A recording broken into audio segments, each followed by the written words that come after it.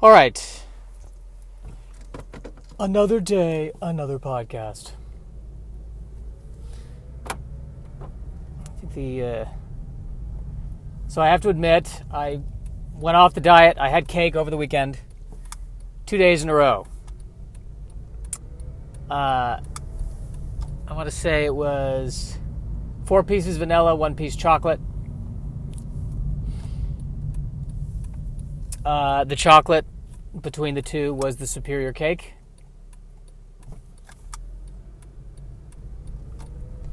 Not so much because of the cake itself. It's just I've come to accept that if I have to choose between the two, I choose chocolate.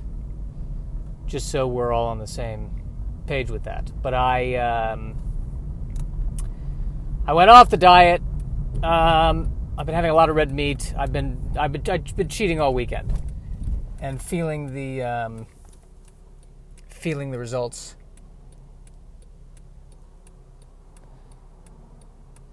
Today, I was just watching somebody cross the street, which is annoying.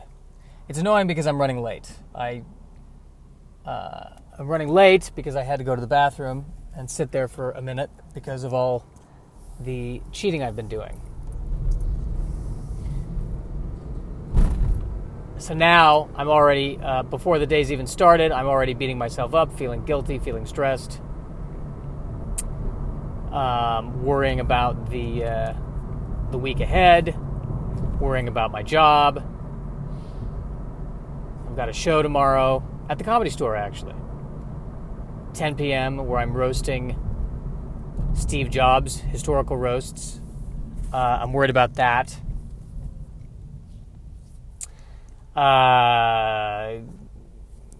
Perennially worried about my parents. That was not meant to be a pun. And trying to figure out how to bring all this worrying into the stand-up. So worrying. When did worrying start? I remember there's a guy who told me that what I needed to do was chart in my life where I started to feel afraid. And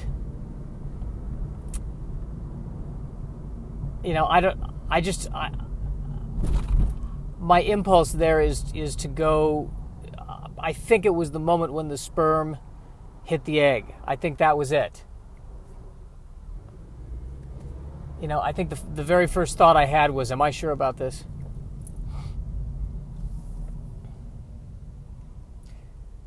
Early memories, I think, I remember being terrified of the fireworks. I must have been 3 or 4. My parents drove to some field somewhere. And the 4th of July is happening, and these fireworks, and it seems like they're going to fall on me. And I freaked me out, and I ran into the car.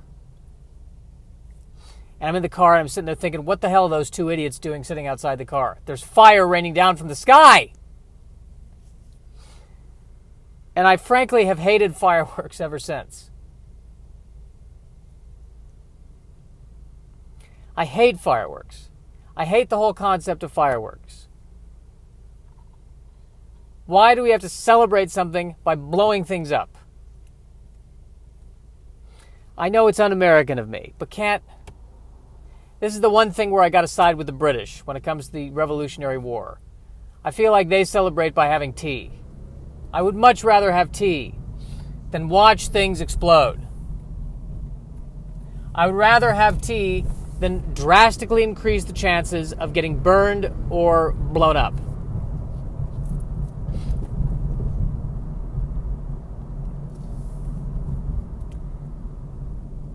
Fireworks. Because shiny things in the sky are cool to look at. Enough of the fireworks. Do you want to go see the fireworks on the 4th of July? No, I do not. I do not want to go sit in with a crowd of people and watch sparkles. I don't want to watch sparkles. I don't care about sparkles. I don't care. But surely you have to appreciate the art of the sparkle.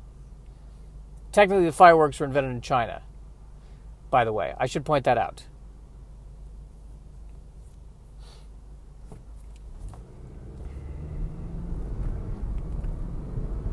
But I somehow, I don't want to say that America should take credit for fireworks. We did not invent fireworks. China invented fireworks. I need to do some research as to when, where, and why they did this. I would imagine it came out of weaponry, but I don't know. I'm just not a fan. If you're a fan of fireworks, go be a fan of fireworks. I will go over here and read on my iPad.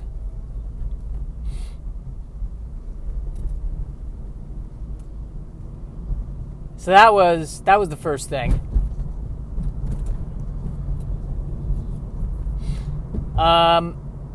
Teachers. When the teachers got mean, that's what got scary. That was scary.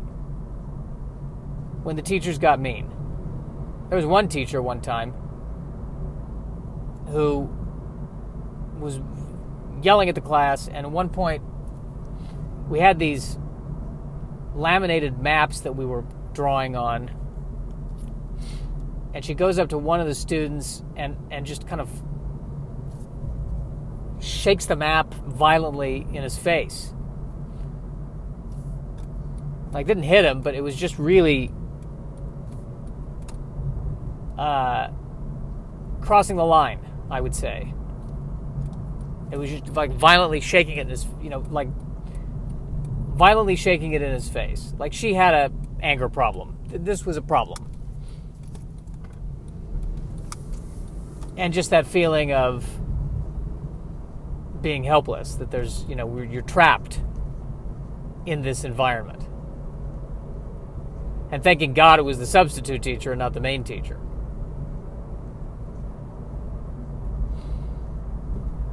So she was gone the next day. But that was terrifying. That really was terrifying. Which leads me to feeling guilty about the time where I was helping teach kids theater and I yelled at a kid because they were just being a constant nuisance. And you don't yell at kids.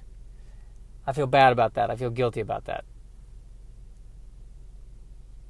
This is how I like to start my morning, just by reviewing all the terrible things in life. That's how I like to start.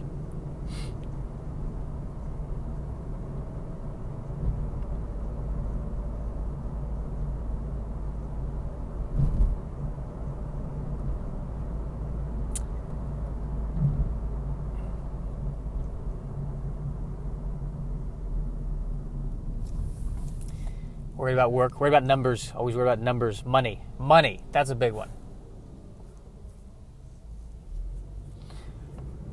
Worried about money. Concerned about money.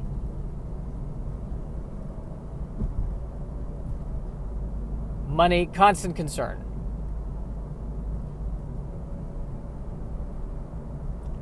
How many more times do I need to repeat that?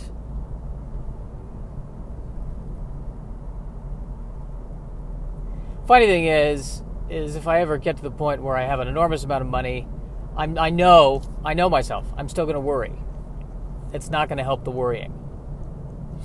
The only thing that will help the worrying is achieving enlightenment, which means constant daily practice, really transforming my thought process, making an active effort to calm down. Because anxiety, this is what I've been wrestling with. Does anxiety help or not? Because it has to come, it's some animal instinct. I think on some level it has to help. There's a reason why it's built into us. My guess is that from an evolutionary standpoint, the lemur or whatever that we descended from, the lemur who was nervous all the time was the one who got away from the snake, while the Matthew McConaughey lemur who was just hanging out was the one who got eaten. Nevertheless, Matthew McConaughey still exists.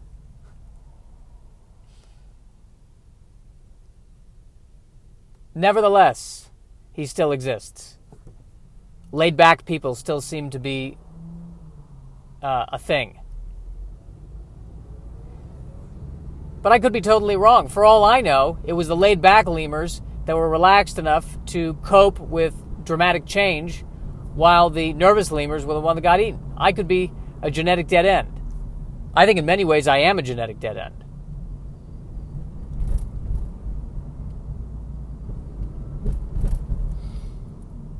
I mean, if we were back in the caveman days, I don't know what I would be doing. Probably some alpha caveman's pet, if I was lucky.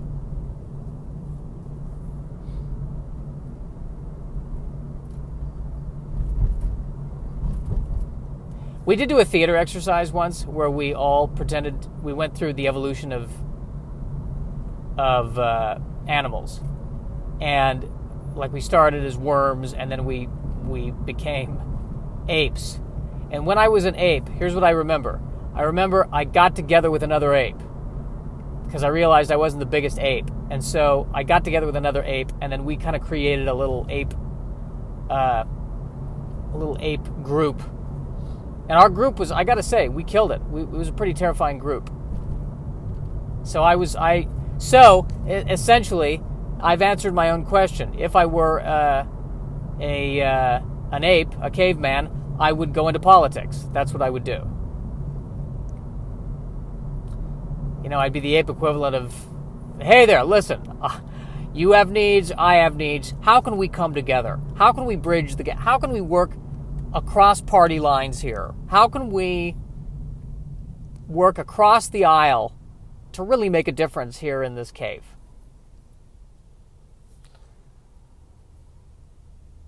That's exactly what I would be. Glad we made that discovery.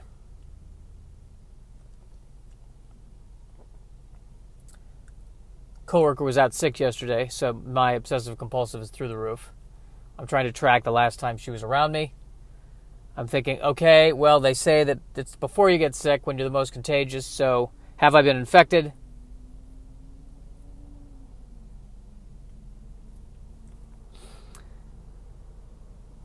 There's nothing worse. Nothing worse. Nothing worse. I sit down a coffee bean. I'm ready to go. Person sits next to me. And they cough. And it's over. It is over. They coughed. It's over. It is over. The day is done. And I become immediately like a walking WebMD. And I'm trying to diagnose the cough. Oh, maybe he just had something in his throat. It's fine. It's fine. 20 seconds later, another cough. God damn it! Maybe it's allergies. Maybe it's allergies. Part of me wants to ask them, hey, what is that? What's going on there? And then, they're coughing every 15, 20 seconds, and I go, okay, they're sick. They're sick. They're sick and they're public. They have no social skills whatsoever, no sense of decency. They are sick and they are in public. And now I want to move away from them, but I don't want them to know that I'm moving away from them because they are sick. So I enact this scene where I start to kind of look around at other chairs, and I almost try to say, I don't even say it, but I try to think it and hope that they can hear me think it. Oh, there's an outlet over there. Good, I may need that to charge in one of my devices. I need to sit closer to an outlet now, so that is why I am moving. Not at all because you're a thoughtless pig. And then I move, I still hear them coughing. I'm like, why can't they leave the place? It's airborne. It's airborne!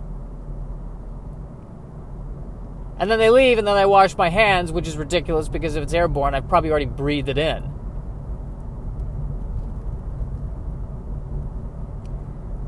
And that's how I ruined that part of the day for myself.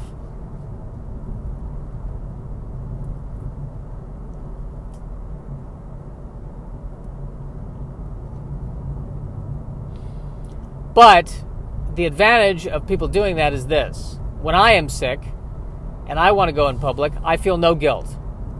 Because I figure, well, everyone else does it. And weirdly, the greatest moment of my life, some of the greatest moments of my life, are when I am just getting over being sick. So it's the moment where I go, okay, I'm not going to die. There's relief. And I'm getting over being sick, which means it'll hopefully be a while before I'm sick again. So it's like the Friday afternoon of my healthy sick cycle. Now I can relax.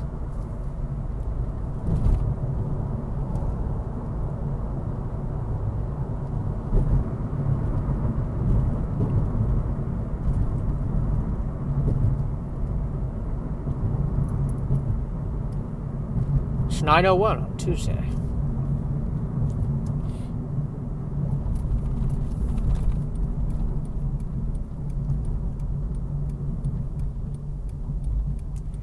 Yes, indeed it is 9:01 on a Tuesday, my friends.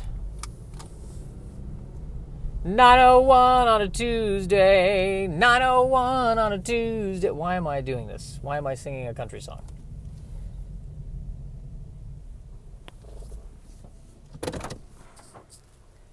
Well, those are my neuroses. Have yourself a happy Tuesday.